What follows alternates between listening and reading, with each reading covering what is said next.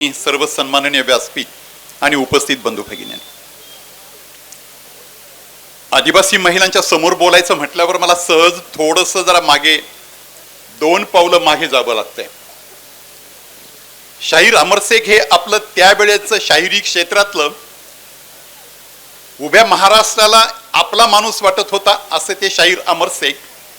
त्यांच्या जावयांचं अनिल बर्वेंचं एक पुस्तक आहे, त्याचं नाव आहे डोंगर म्हातारा झाला. त्यामध्ये अभय अरण्याच्या विरोधातल्या एका लढ्याचं वर्णन केलेलं. जर आपण सर्वांनी मुद्दाम ते जरा शांतपणे ऐकावं. निर्वाणीचा लढा जेव्हा येतो तेव्हा त्या लढ्याचं नेतृत्व करणारे कॉम्रेड कमराद असतात. ते घोषणा करतात की आदिवासी सगळे एकत्र येतील आणि अभय अरण्याच्या विरोधात लढा उभारतील. कोणीही पण घरी थांबणार नाही. विशेष म्हणजे लेकरा बाळासह येतील. दिवस उगवतो आणि कॉम्रेड कमराद आंदोलनाचं नेतृत्व करण्यासाठी पुढे सरसावतो. त्या जंगलातच त्याची झोपडी असते आणि त्या झोपडीतून एक आवाज येतो. तो आवाज असतो, कॉम्रेड कमराद तमाम आदिवासी बांधवांना सांगितलंय की लेकरा बाळासह या, आणि तुमच्या लेकराला मात्र त्या झोपडीत कोंडून ठेवून एकटेच निघाले. आजच्या लढ्याचं नेतृत्व कॉम्रेड मुन्ना करील. तो त्या कमरादचा अपंग असलेला मुलगा असतो. मला हे यासाठी तुम्हा सर्वांना सांगायचं आहे की सामर्थ्याचं बळ हे आपल्या एकजुटीत आहे. एकजूट जेव्हा भक्कम असते तेव्हा तेच आपलं बलस्थान असतं, तेच आपलं सामर्थ्य असतं. त्यासाठी फार काही शोधावा लागत नाही. थोडंसं मागे वळून बघा, तुमच्या सहज लक्षात येईल. आता 1 तारखेला जुन्नरच्या पायथ्याशी आदरणीय शरद पवार साहेबांच्या नेतृत्वाखाली एक मोठा मेळावा झाला. विशेष करून महाराष्ट्रातले नव्हे तर महाराष्ट्राच्या बाहेरील कितीतरी आदिवासी माणसांसह तमाम बहुजन समाज हा एकत्रित होता. त्या ठिकाणी मुघलांना पहिल्यांदा मुघलांच्या विरुद्ध वार ज्यांनी केला होता ते सगळे आदिवासी होते. खेमा नावाच्या एका आदिवासी तरुणाच्या नेतृत्वाखाली त्यावेळेला मुघलांच्या विरोधातलं पहिलं बंड झालं आणि त्या बंडामध्ये हजारो आदिवासी माणसांचं शिरकान झालं. कितीतरी शिरक कापली गेली, धडाबिगडी केली गेली. ते सगळे शिर एकत्रितपणे रचून जुन्नर मध्ये त्याच्यावर एक चबुतरा बांधण्यात आलाय. त्याला काळा चबुतरा म्हणतात. त्या काळा चबुतऱ्याचं तिथपासून आपण आदिवासींच्या सगळ्या बंडांचं वर्णन कुठपर्यंत पण आपण करू शकतो, कुठपर्यंत करू शकतो, आजपर्यंत सुद्धा करू शकतो. तेव्हा हे सगळंच आपलं आत्मसन्मानापासून तर हक्कापर्यंतची आपली लढाई आहे. आत्मसन्मान हा शब्द महाराष्ट्रात पहिल्यांदा जर कुणी पुकारला असेल आणि आत्मसन्मानाची लढाई या देशात पहिल्यांदा जर कुणी केली असेल तर ती आदिवासी माणसानं केली. हा इतिहास सर्वांना माहीत असायला पाहिजे, केवळ आदिवासी माणसाला नाही. विशेष करून जे कार्यकर्ते त्या सगळ्या कार्यकर्त्यांना हा इतिहास माहीत असला पाहिजे. गड किल्ल्यांचे अधिकार पहिल्यांदा पेशव्यांनी काढले, नंतर इंग्रजांनी काढले. आत्मसन्मान दुखावला गेला आणि तो आदिवासी माणूस पेटून उठला. हा बंडाचा विषय आहे. सावकारशाहीनं सगळं संपवलं, काहीच पण शिल्लक राहिलं नाही. त्या सावकारशाहीच्या विरोधात उठला तो राघोजी भांगरा होता. हे सर्व आपल्या सर्वांना नीटपणे समजून घेण्याची गरज आहे.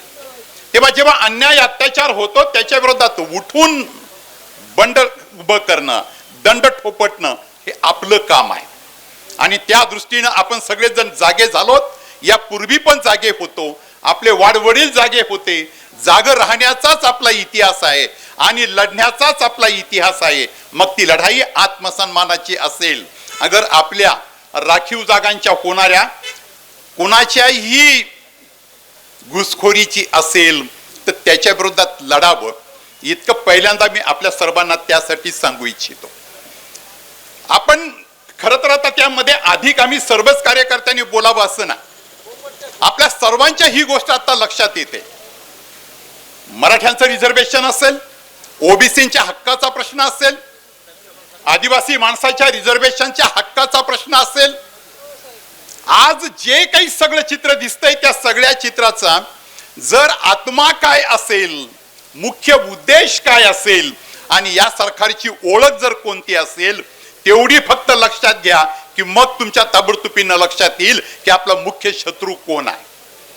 पटकन लक्षात येईल. यांना जाती जातीमध्ये यादवी त्यासाठी निर्माण करायच्या, यांना धर्मांच्या मध्ये त्यासाठी यादवी निर्माण करायच्या की बाबासाहेब आंबेडकरांनी निर्माण केलेली घटना जगाच्या पाठीवर ज्या घटनेचा आज विशेष लौकिक आहे, किती पण सामान्य माणूस असू द्या त्याच्या हक्काचं संवर्धन या घटनेनं केलेल्या, त्या घटनेच्या खालीच बॉम्ब पेरण्याचे हे प्रयत्न आहे.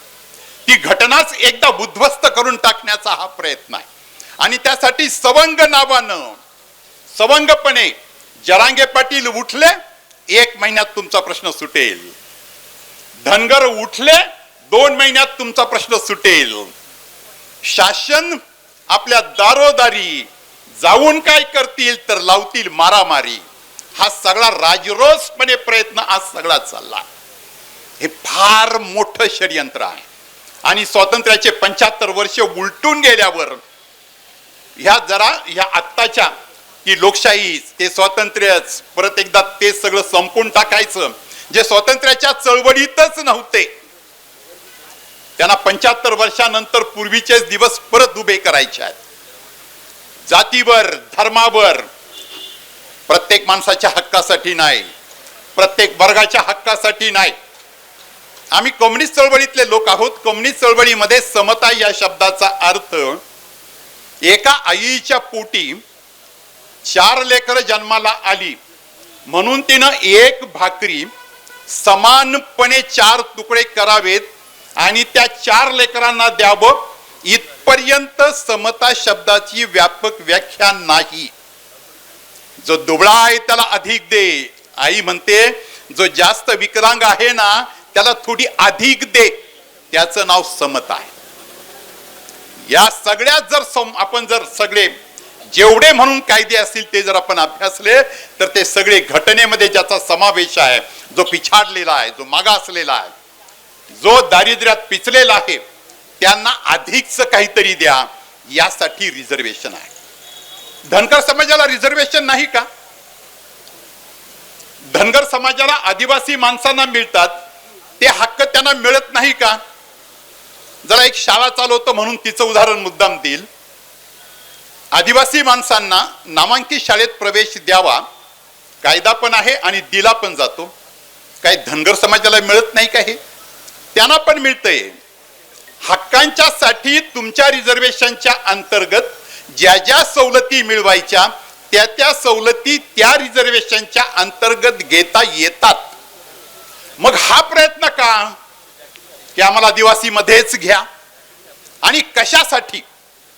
याच्या पाठीमागे केवळ फक्त राजकारण आहे. केवळ फक्त एक जाणीवपूर्वक या देशातील वेगवेगळ्या जाती धर्मांची म्हणून जी एक वीण आहे ती वीण तोडण्याचा हा प्रयत्न आहे. राज्यांच्या मध्ये वेगळ्या जातीचे, वेगळ्या धर्माचे, वेगळ्या वेशाचे, वेगळ्या भाषेचे जे लोक आहेत हे सगळेच लोक एकमेकाच्या विरुद्ध उठले पाहिजेत. मणिपूर हे त्याचंच एक उदाहरण आहे. ज्यांनी त्यांनी स्वतःच्या आज मिळत असलेल्या आरक्षणात राहावं. मराठा आरक्षणासाठी सुद्धा ओबीसीच्या वरती अन्याय नको. नाभिक समाजाची एक मुलगी आहे, तिला MBA ला ऍडमिशन घ्यायचं होतं. ओबीसी असून सुद्धा मिळालं नाही.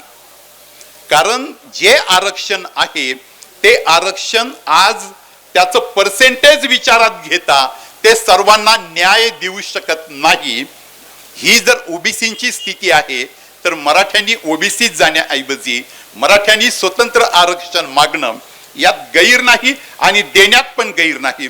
आदिवासींच्या 45 जमातींना 7% आरक्षण. आज ओपनची स्पर्धा सगळ्यात जर आदिवासी ओपन लढले तर ते ओपन वाल्याच्या पुढे बौद्धिक क्षमता आहे असं आज पण लक्षात येत आहे. तेव्हा प्रत्येकाचे हक्क आणि त्याचं संवर्धन घटना करते, पण घटनेच्या अधीन राहून काहीच करायचं नाही. जे करायचं ते जाती जातीमध्ये विसंवाद निर्माण करणं, धर्माधर्मात यादवी निर्माण करणं आणि आपलं सिंहासन बळकट करणं. अरे जे मुघलांनी केलं तेच आपण आत्ता करतोय. मुघलांनी तर हेच केलं ना. त्या सिंहासनावर जाण्यासाठी कुणाला तरी मारलं ना. औरंगजेबानं भावाला मारलं, बापाला मारलं.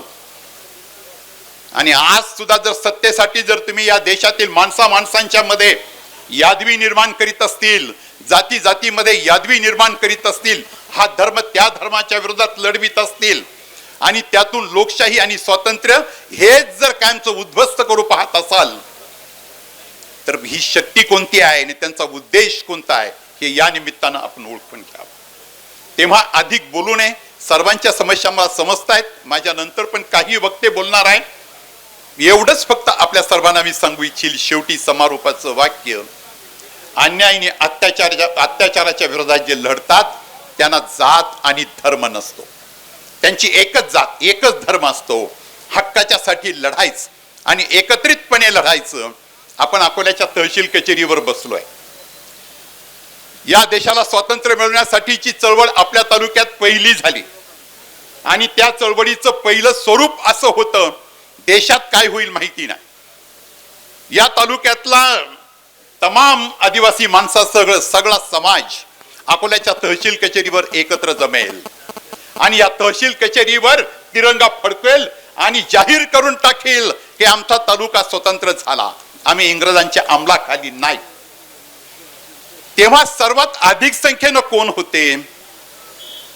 काजीच्या आपल्या शेजारी नवलेवाडीच्या त्या अमराईत आदल्या दिवशी रात्रीचे येऊन बसलेले कोण होते?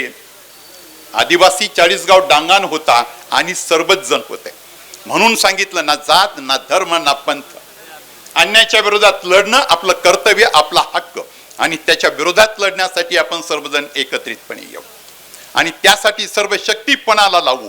आपलं आरक्षणही सांभाळायचं आहे, घुसखोरी पण होऊ द्यायची नाही आणि हक्कासाठी सावधानता पण बाळगायची आहे. हीच एक आज सर्वांच्यासाठीची हाक, एक संदेश घेऊन आपण इथून जाऊया. आयोजन केलेल्या तमाम कार्यकर्त्यांना, अमित आपल्यासह, अजित सह सर्वांना विशेष धन्यवाद देऊन थांबतो. वैशाली बॅग हाऊस मध्ये खरेदी करा आकर्षक बॅग आणि विशिष्ट खरेदीवर मिळवा पैठणी चक्क मोफत. चला तर मग खरेदी करा बॅग आणि मिळवा पैठणी अगदी मोफत. वैशाली बॅग हाऊसची भव्य कॉम्बो ऑफर सुरू. 4 प्रवासी बॅगचा सेट मिळवा फक्त आणि फक्त 1000 रुपयात. तसेच लेडीज बॅग, प्रवासी बॅग यांच्या असंख्य व्हरायटी वैशाली बॅग हाऊस मध्ये उपलब्ध. आमचा पत्ता मोठी वैशाली, नगरपंचायत रोड, अकोले, तालुका अकोले, जिल्हा अहमदनगर. प्रोप्रायटर भारत मामा रासने आणि दीपाली रासने.